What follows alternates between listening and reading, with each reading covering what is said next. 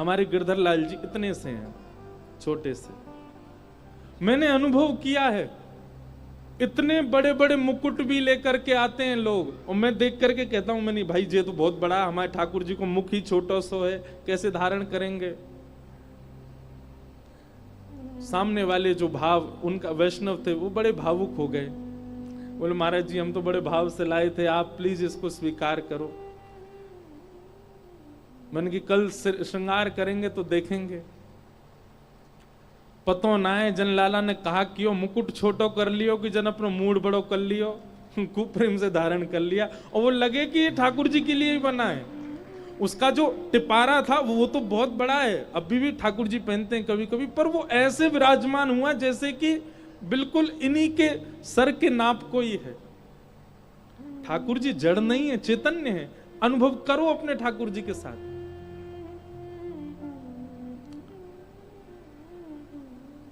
हमारे गिरधर लाल जी जब आए थे, सेवा सौभाग्य जब मिला था, माता जी बैठ जाओ, विराज जाओ।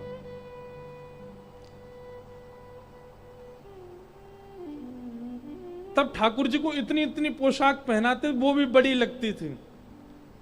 अब इतनी बड़ी भी पहन लेते तो भी छोटी लगती है। पता नहीं कैसे रूप धारण करते हैं, कैसे आकृति बना लेते हैं। हमने तो बहुत अनुभव किया है कि श्री ठाकुर जी परम चैतन्य हैं।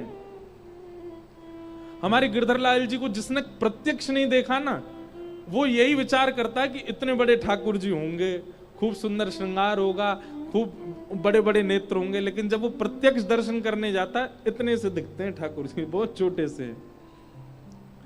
और एक और बात, जो गिरधर लाल जी को देखते रहते हैं उनके लिए बात है, 11 से 17 जनवरी आप श्री लाल जी का दर्शन कीजिएगा। इतने बड़े बड़े मंडप बनते, इतने बड़े बड़े गर्भगृह बनवाते हैं हम श्री लाल जी के। छोटे से ठाकुर जी पीछे से देखने वाले पंडाल में उसको भी दिखाई देते हैं, ऐसा लगता है मानो उन्होंने अपना रूप बड़ा कर लिया हो। ठाकुर जी चैतन्य हैं।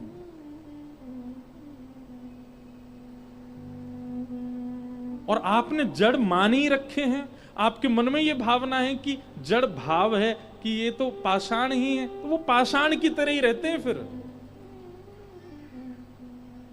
भावना रखो कि ये चैतन्य है, तो वो चैतन्य की तरह ही रहेंगे। हम कथा में आते हैं तो कथा में आते समय लाल जी अकेले रहते हैं कक्ष में। तो अकेले नहीं रहते, उस समय ठाकुर जी के पास जाएंगे, लाल जी आपकी कीर्ति गावे जा रहा हूं, आपको ने यश सुनावे जा रहा हूं, आपकी ने प्रशंसा करवे जा रहा हूं कथा में, थोड़ी देर आराम कर लियो, आनंद कर लियो। पर हमें पता है ऐसी भावना कितनी बार आई है कि ऐसा लगता है कि जैसे ही हम कथा करने के लिए आते हैं, श्री ठाकुर जी परम चैतन्य हो जाते हैं और बिस्तर पर जाके खूब कूदते होंगे, तकिया पे लौट जाते होंगे, फ्रिज खोल के देखते होंगे काका धरो यहाँ पे, मधुमंगल श्रीदामा सुबल तोक सब उनको बुला लेते होंगे, ले भैया उड़ाओ सबरे धुआंधार। कितनी बार ऐसा अनुभव हुआ है कि वो चैतन्य है। मीराबाई कहती हैं जिनके भी घर पे ठाकुर जी की मधुर सेवा विराज रही है। एक तो है कि घर पे केवल पूजा के लिए ठाकुर जी रखे हुए हैं कोने में, लेकिन एक है कि घर वाले बैठे कोने में, पूरे घर में राज है ठाकुर जी का। ऐसे घर देखे हैं आपने? हमने अधिकतर घर कैसे देखे हैं? पूरे घर में घर वाले, ठाकुर जी बैठे कोने में, छोटी सी जगह अलमारी में बैठे हैं। पर कई घर कैसे हैं? घर वाले हैं कोने में, पूरे घर में राज है ठाकुर जी का। और हम और किसी की नहीं कह रहे, हमारे घर ही आके देखना आप, ठाकुर जी कैसे ठाट में विराजते हैं। और भी जहां रुके हुए वहां देखो कैसे ठाट में, पूरे घर पूरा वो फ्लोर ही ठाकुर जी ने अपना ही बना रखो है। ऐसे ही होना चाहिए। लेकिन याद रखना, जिनके घर पे ठाकुर जी कोने में बैठे हैं, इसका मतलब है वो केवल पुण्य के लिए ठाकुर जी को, अपनी कामनाओं के लिए ठाकुर जी की सेवा कर रहे हैं। पर जहां घर वाले कोने में बैठे हैं, ठाकुर जी पूरे राजठाट से, भोजन किसकी प्रिय का बनेगा? ठाकुर जी को जो प्रिय लगे वो बनेगा। घर में क्या होगा? ठाकुर जी को जो प्रिय है वो होगा। ऐसी भावनाएं जिनकी हैं, ऐसी प्रेम लक्षणा भक्ति जिनके घर पर हो रही है, वो निश्चित हमारी बात को भले ही मत मानना, मीराबाई की बात को प्रमाणित मान लेना, वो पूर्व जन्म के कोई ठाकुर जी की कोई सखा या कोई गोपी ही हैं। कोई किंचित अपराध बन गया जिसके कारण मानव बन के उनको आना पड़ा, नहीं तो वो पूर्व जन्म से संबंधी हैं ठाकुर जी के। तभी ठाकुर जी को अपने सिर पर बैठा के रखा उन्होंने। हमारे माई श्यामाजू को राज, किशोरी जी को राज चल रहा है महाराज। तो भगवान का दूसरा रूप कौन सा है? चैतन्य। ठाकुर जी चैतन्य हैं, जड़ नहीं है वो। जड़ तो हमारे लिए चुनौती है, जड़ तो हमारे लिए ठाकुर जी ने धारण किया है कि तुम चैतन्य करो, मैं चैतन्य होने के लिए बैठा हूं, तुम करो। तो चैतन्य मतलब ठाकुर जी चलें फिरें, ऊधम करें, उछलें कूदें, नाचें गाएं। और ये चैतन्यता ठाकुर जी की तभी प्रकट हो सकती है जब आपके चित्त में चैतन्य भाव उनके प्रति हो। मीराबाई का था, इसलिए उनके ठाकुर जी चैतन्य ही थे। लेकिन एक बात और कह दें, आजकल ठाकुर जी चैतन्य होने में थोड़े घबराते भी हैं। ठाकुर जी बोलेंगे मैं कहीं चैतन्य है गयो तो पूरी दुनिया में ढिंडोरो पीट देगो। बेचारे इतने घबराते हैं कि हाथ भी यूं ही करके खड़े रहते हैं। कभी कभी दर्द होता होगा तो यूं कहेंगे अगर यहाँ पे न्यो भी है गयो ना तो पूरी दुनिया, मीडिया वाले ने बुला लेगो। पहले तो मेरे घर के ठाकुर जी ने हाथ सीधे किए।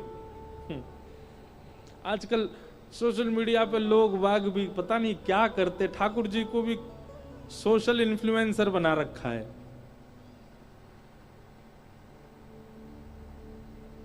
हमारे ठाकुर जी ने फ्रिज से खीर निकाल के खा ली। एक वीडियो तो मैंने अभी कुछ दिन पहले ही देखी, वो फ्रिज में जैसी वीडियो बनाती हुई जा रही है, फ्रिज खोली तो खीर पे ही लड्डू गोपाल बैठे हैं। ओहो, हमारे ठाकुर जी खीर खा रहे थे। देखो देखो भैया, ऐसे मत करो, नहीं तो कलयुग में ठाकुर जी बेचारे नेकात जो कृपा करने वो नहीं करेंगे। ठाकुर जी कहेंगे घोर कलयुग आ गया, भागो यहां से।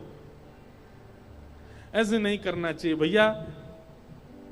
अगर कभी चैतन्यता का अनुभव हो भी जाए, कभी आपको ऐसी अनुभूति हो जाए, देखो हमको तो अनुभव होते हैं और हमको मंच से बताने इसलिए पड़ते हैं क्योंकि कई लोग बताई हुई बातों का फिर पालन करते हैं, अपने जीवन में घटाते हैं, इसलिए हमको तो मंच से कई भाव कहने पड़ते हैं। लेकिन आप सब उसका कभी प्रदर्शन, कभी कोई चैतन्य लीला अगर ठाकुर जी कर भी दें, उसको कहीं लिख लो, कहीं उसको अंकित कर दो, पर उसको बताओ नहीं, सबके सामने कहो नहीं। स्वप्न तक नहीं बताना चाहिए ठाकुर जी को, ठाकुर जी का इतना गोपनीय रखना चाहिए भाव। हमारे रसिक जन वृंदावन के कहते हैं कि रस बतावे से रस घटे, रस बतावे ते रस घटे। रस बांटने से रस नहीं घटता है, रस बतावे से रस घटे।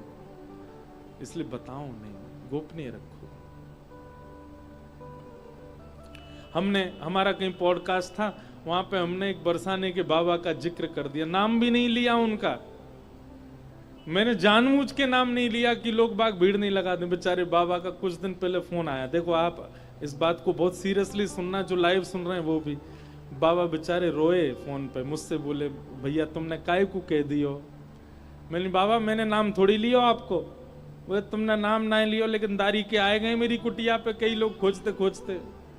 अब तो यूं कह रहे हैं तुम्हें उनके ठाकुर जी की पता चले, हमारे ठाकुर जी की बताओ। मैंने कि बाबा, बोले वाह डिलीट करवाओ। मैंने कि कहां कहां तक करवाऊं, वो तो सब जगह पहुंच गए हो।